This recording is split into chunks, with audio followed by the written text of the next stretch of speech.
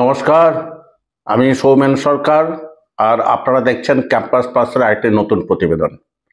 আজকে প্রতিবেদনটা একটু কন্টেম্পোরারি ইস্যুতে কথায় কথাতেই শুনতে পাবেন যে কেউ না কেউ হয়তো বলছে যার হয়তো কোথাও কোনো রকম ডিসপিউট আছে উইথ অফিসিয়াল অথরিটিজ অথবা কোনো কোর্ট কেস অথবা অন্য যে কোনো একটা ইস্যু যেখানে সরকারি যে ভাষ্য সেটা প্রয়োজন হয়, তখন তারা করেন কি বলেন যে আরটিআই করব।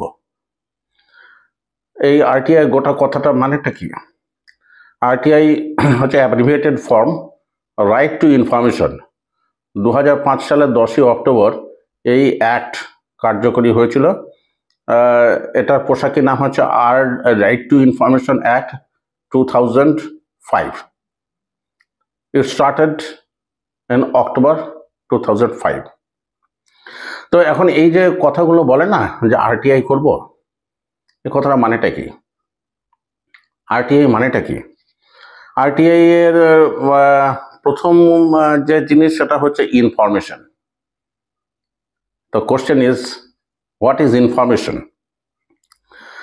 তো এর আগে তাহলে আরটিআই অ্যাক্টে দেখতে হবে যে ইনফরমেশন মানে কি বলা আছে এবং আপনি কিভাবে কি এই ইনফরমেশন চাইতে পারেন, এবং যদি আপনাকে না দেওয়া হয় তাহলে আপনি কি করতে পারেন, এই সমস্ত ব্যাপার স্যাপার নিয়ে আলোচনা করব।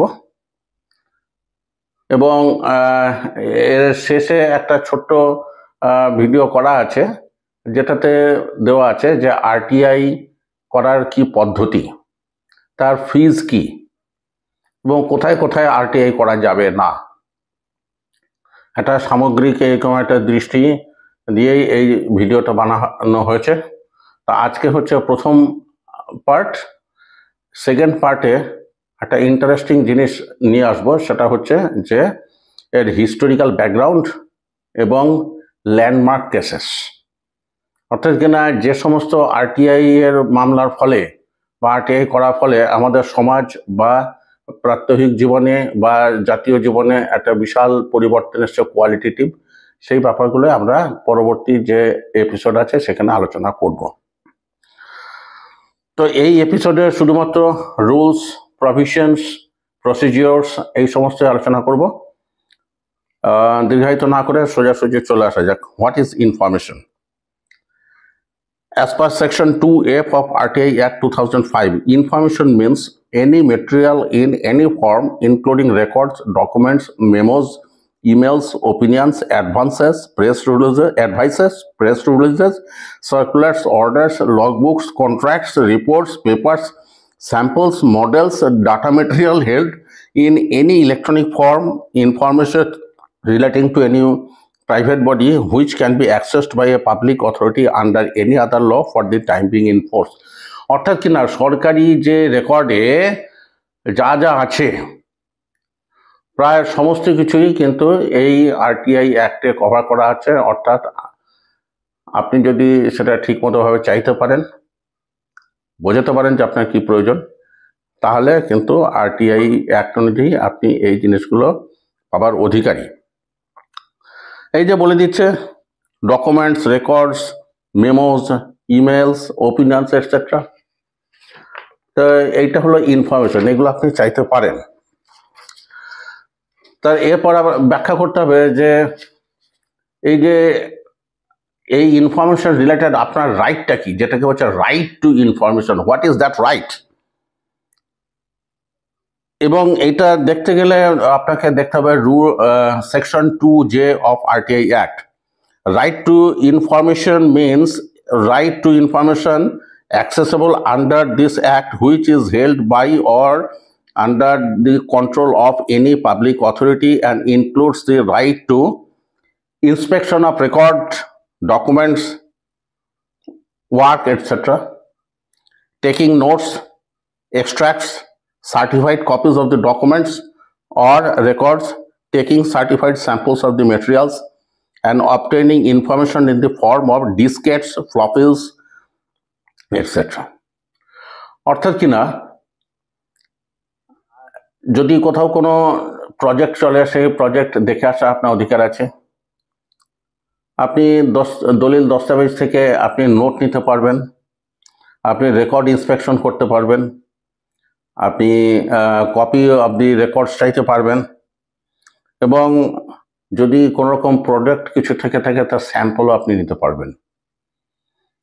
এটা ওয়াইড ব্যাপার, অর্থাৎ কিনা সরকারি অফিসে খুব সেই ধরনের ব্যাপার ছাড়া কিন্তু গোপনীয়তা বলে আর কোনো বস্তু থাকছে না, এবং এর ফলে কিন্তু যে গভর্নেন্সে একটা বিশাল পরিবর্তন আসে, ট্রান্সপারেন্সি অ্যান্ড অ্যাকাউন্টেবিলিটি। এরপরে দেখুন,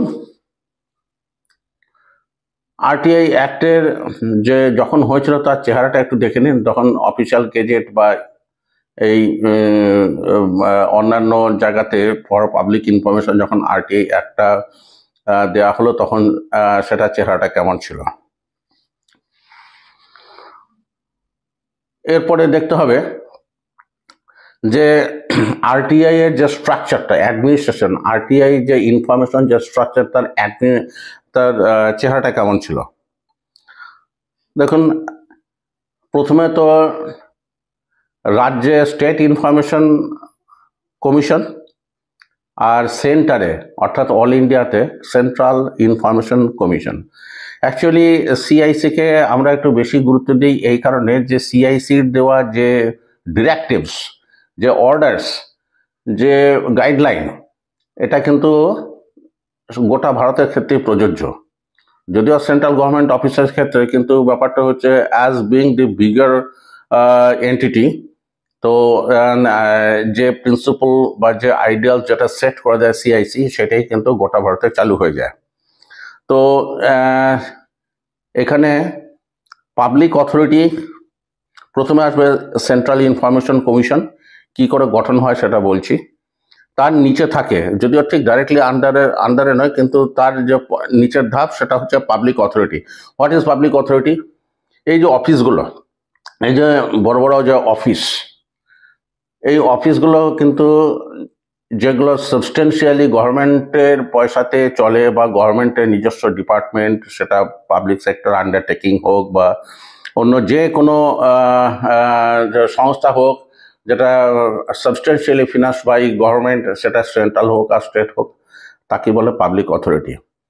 এবং এই পাবলিক অথরিটির যে তারা নিজেরাই কিন্তু তাদের নিজস্ব যে ইনফরমেশন অফিসার নিয়োগ করবেন। সেন্ট্রালের ক্ষেত্রে সেটাকে বলে সেন্ট্রাল পাবলিক ইনফরমেশন অর্থাৎ সিপিআইও, এবং স্টেটের ক্ষেত্রে স্টেট পাবলিক ইনফরমেশন এসপিআইও।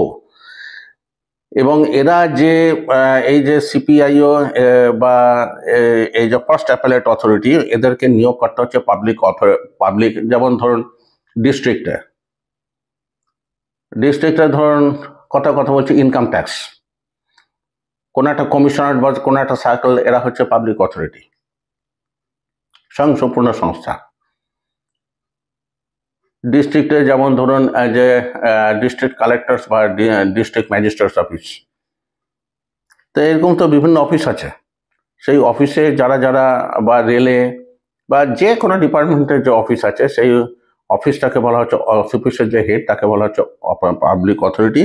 এবং তিনি তার আন্ডারে এই ইনফরমেশন ম্যাটার ডিল করার জন্য সিপিআইও বা ফার্স্ট অ্যাপেলেট অথরিটি এদেরকে নিয়োগ করবেন। ফার্স্ট অ্যাপেলেট অথরিটির কাজ হচ্ছে সিপিআইও যে ইনফরমেশন দিয়েছে সে ব্যাপারে যদি কারো কোনো গ্রিভেন্স করে যদি কোনো অ্যাপিল থাকে, তাহলে সেই অ্যাপিলটাকে ডিসপোজ করাটা হচ্ছে ফার্স্ট অ্যাপেলেট অথরিটির কাজ। আচ্ছা, এরপরে আসুন সেন্ট্রাল ইনফরমেশন কমিশন। এখানে সর্বোচ্চ 10 না 11 জন মেম্বার থাকে, ইনক্লুডিং দি চেয়ারম্যান। তো বিভিন্ন সময়তে সংখ্যাটা ভ্যারি করে, সবসময় যে একই সংখ্যায় যে এই ইনফরমেশন কমিশনের মেম্বার্সরা একই সংখ্যায় থাকেন ব্যাপারটা তা নয়। যাই হোক, তো এই যে চেয়ারম্যান, এই চেয়ারম্যানকে কি করে নিয়োগ করা হয়? চেয়ারম্যানকে নিয়োগ করা হয় প্রাইম মিনিস্টার, বিরোধী দলনেতা এবং কোনো একজন মন্ত্রী। Leader, the prime minister who shall be the chairperson of the committee, the leader of opposition in the Lok Sabha, and a union cabinet minister to be nominated by the prime minister. এরাই কিন্তু chief information কমিশনারকে নিয়োগ করেন। এবং chief information বাকি সমস্ত information এরাই নিয়োগ করেন। This is the recruitment process. This is provided in Section 12 of RTI Act 2005.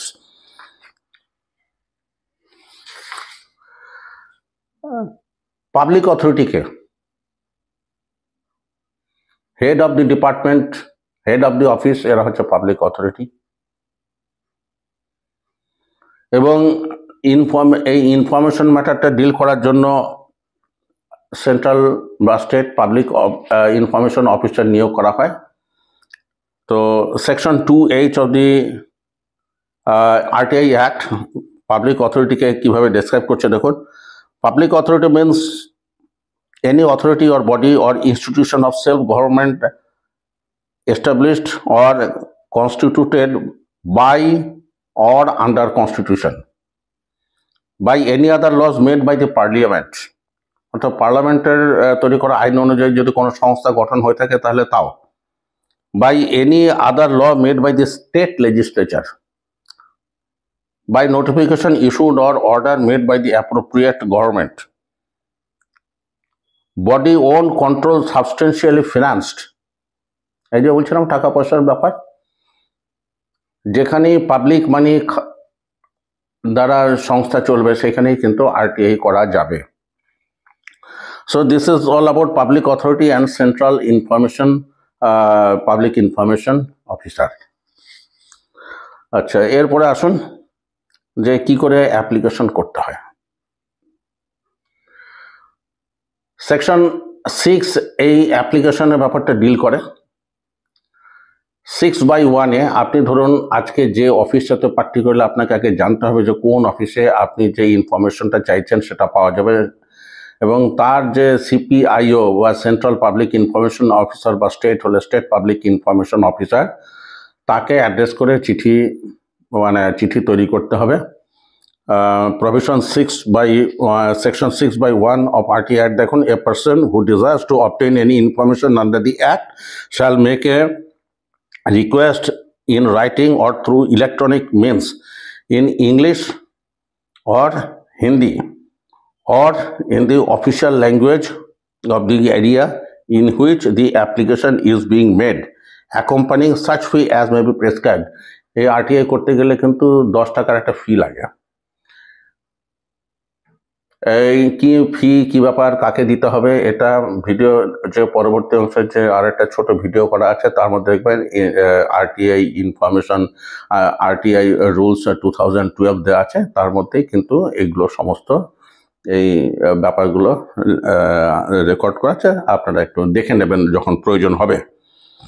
আচ্ছা, আরেকটা কথা বলে দিই যে ইনফরমেশন যখন আপনি চাইছেন বা আমি যখন চাইবো ইনফরমেশন, সেই ইনফরমেশন চাওয়ার জন্য কিন্তু আমাকে কোনো রকম কোনো কৈফিয়ত দিতে হবে না যে আমি কেন ইনফরমেশনটা চাইছি, এটা সেকশন 6(2)তে এটা বলে দেওয়া আছে। আর ধরুন এই অফিসের জায়গাতে ওই অফিসে আপনি যে ইনফরমেশনটা চাইছেন, ধরুন X অফিসের জায়গাতে Y অফিসে পাওয়া যাবে, কিন্তু অজ্ঞানতার কারণে অথবা ভুল করে আপনি এই অফিস লিখে দিয়েছেন। সেক্ষেত্রে যিনি এই অ্যাপ্লিকেশনটা পেয়েছেন তার কাজ হচ্ছে উইদিন 3 days এটাকে যেখানে সঠিক যে অফিস আছে সেই অফিসে ট্রান্সফার করে দেওয়া, এবং আপনাকে জানানো হবে যে এই অফিসে ট্রান্সফার করে দেওয়া হলো এবং আপনি ওর সঙ্গে ব্যাপারটা এবারে টেক আপ করুন। This is section 6(3) of RTI act, অর্থাৎ ট্রান্সফার অফ অ্যাপ্লিকেশন। আচ্ছা, এরপরে ব্যাপারটা হচ্ছে যে কি ইনফরমেশন পাওয়া যায় সেটা তো আগে বলা হয়েছে। এরপরে একটা ব্যাপার হচ্ছে কি থার্ড পার্টি ইনফরমেশন বলে একটা বস্তু আছে। What is third party information? Third party information মানে ব্যাপারটা হচ্ছে ধরুন মিস্টার এক্স কোনো ডিপার্টমেন্ট বা কোনো অফিসকে তার কোনো ডিপার্টমেন্টের রেগুলার আইন অনুসারে অথবা কোনো একটা কোয়েরি বা কোনো একটা চিঠির উত্তরে তিনি কিছু ইনফরমেশন দিয়েছেন। এবার আপনি বলছেন যে আপনি সেই জিনিসটা দেখতে চান, যেহেতু গভর্নমেন্ট অফিস আছে বলতে পারেন যে হ্যাঁ ঠিক আছে, তাহলে তো the information is lying with you, so give me. কিন্তু এখানে কিন্তু প্রক্রিয়াটা একটু জটিল, পার্টিকুলারলি যদি সেই ইনফরমেশনটাকে যদি কোনো একটা কনফিডেন্সিয়াল হিসেবে এটাকে যদি মার্ক করা হয়ে থাকে, তাহলে সেক্ষেত্রে ব্যাপারটা হচ্ছে, ধরুন মিস্টার এক্স চাইছেন মিস্টার ওয়াই সম্পর্কে জানতে, তাহলে মিস্টার ওয়াইকে জানানো হবে যে মিস্টার এক্স আপনার এই ব্যাপারে জানতে ইচ্ছুক, আপনার মতামত কি। এবারে তার দিন দশেকের মধ্যেই কিন্তু তার যে মিস্টার ওয়াই কিন্তু বলবেন যে না, আমার এই ইনফরমেশন ওনাকে দেওয়া চলবে না। তো তখন সিপিআইওকে নিজেকে ঠিক করতে হবে যে না বলাটাতে পাবলিক ইন্টারেস্ট মানে সাধিত হচ্ছে, না হ্যাঁ বলাতে হচ্ছে। If he is under the impression that he will disclose the information, তাহলে সেটা কিন্তু সেই থার্ড পার্টিকে জানিয়ে দিতে হবে যে আপনার ইনফরমেশনটা আপনি ডিসক্লোজ করছি, এবং এর জন্য তাকে 1 মাস টাইম দিতে হবে। অর্থাৎ কিনা থার্ড পার্টি ইনফরমেশনের সময়তে কিন্তু এই ব্যাপারটা, এই টাইমের ব্যাপারটা অনেকটা লেংদি। যেহেতু এই ব্যাপারটা একটু জটিল, অতএব তার যে সলিউশন সেটাও তো একটুখানি লেংদি হবেই। তারপরে যেভাবে একটা ইনফরমেশন দেয়া হয় সেভাবেই দিতে হবে। এবারে টাইম ফর ডিসপোজাল, আপনি একটা ইনফরমেশনের জন্য একটা ইনফরমেশন চাইলেন, সেটা কতদিনের মধ্যে তাকে ইনফরমেশন সিপিআইও কতদিনের মধ্যে এই ইয়েটা কি বলে ইনফরমেশনটা আপনাকে দিতে বাধ্য। ডেট অফ রিসিভ থেকে 30 দিন, অর্থাৎ কিনা 30 দিনের মধ্যে রিপ্লাইটা কিন্তু ডিসপ্যাচ হয়ে যাওয়ার নিয়ম। যদি তা না হয়ে থাকে তাহলে ব্রিচ অফ ল। মার্জিনাল ব্যাপার হলে বা পোস্টাল যে কমিউনিকেশনের জন্য হয়তো পেতে একটু দেরি হতে পারে, কিন্তু দ্যাট ইজ আন্ডারস্ট্যান্ডেবল। কিন্তু দি রুল ইজ যে সিপিআই হাতে after receipt only 30 days to respond. আর যদি ট্রান্সফার হয়ে থাকে তাহলে যিনি এই ট্রান্সফার্ড অ্যাপ্লিকেশনটা জবে পেয়েছেন সেই ডেট থেকে কিন্তু এই কাউন্টডাউনটা শুরু হবে। So this is the time limit, 30 দিন। এরপরে আসুন, সিপিআইও ধরুন আপনাকে সময় মতো ইনফরমেশন দিলেন না, অথবা ভুলভাল ইনফরমেশন দিয়েছেন যেটা আপনি পরবর্তীকালে জানতে পেরেছেন। পরবর্তীকালে মানে কি, একটা নির্দিষ্ট টাইম পিরিয়ড আছে 1 মাস। তো তার মধ্যে আপনাকে রিয়াক্ট করতে হবে যে সিপিআইও দেওয়া ইনফরমেশন কারেক্ট নয়, অথবা সিপিআই ইনফরমেশন দেননি। তখন কি করণীয়? অ্যাপিল করতে হবে আন্ডার সেকশন 19(1). দেখুন লেখা আছে, any person who does not receive a decision within the decision মানে রিপ্লাইটাকে ডিসিশন বলছে, decision within the time specified in subsection 1 or clause 1 of subsection 3 of section 7, or is agreed by the decision of the CPIO or state public information officer as the case may be, may within 30 days from the expiry of such period or from receipt of such decision prefer an appeal। উত্তর না পেলেও appeal করতে পারেন, এবং রং বা truncated উত্তর পেলেও আপনি অ্যাপিল করতে পারেন। এবারে সেই অ্যাপিলটা যিনি ডিসপোজ করবেন তিনি হচ্ছেন সিপিআই থেকে অন্তত 1 বা 2 র্যাঙ্ক ওপরের অফিসার, সিনিয়র অফিসার, অর্থাৎ যিনি সিপিআইকে ডিরেকশন দিতে পারেন এমন স্ট্যাটাসের একজন অফিসার।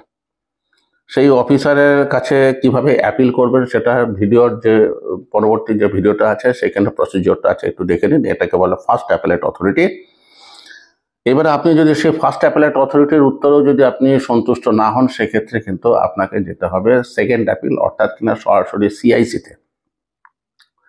এবং সিআইসির যে কি পদ্ধতি সেটাও এই পরবর্তী ভিডিওতে আছে, একটু দেখে নেবেন। সিআইসিতে কিন্তু ভিডিও কনফারেন্সিং এর মাধ্যমে আপনি আপনার অনলাইনে তো অ্যাপ্লিকেশন করতেই পারেন, অ্যাপিল করতেই পারেন, অথবা যদি সিআইসি যদি আপনাকে শুনানিতে ডাকে, তার মানে এই নয় যে আপনাকে দিল্লি যেতে হবে। আপনি যে ন্যাশনাল ইনফরমেটিক্সের যে এই ভিডিও কনফারেন্সিং যে ফেসিলিটি যেখানে আছে, আপনি যদি বলেন যে আমি ভিডিও কনফারেন্সিং এর মাধ্যমে আপনি শুনানিতে বা হিয়ারিং অ্যাটেন্ড করতে চান, তাহলে আপনার জন্য সেই ব্যবস্থাও কিন্তু সিআইসি করবে।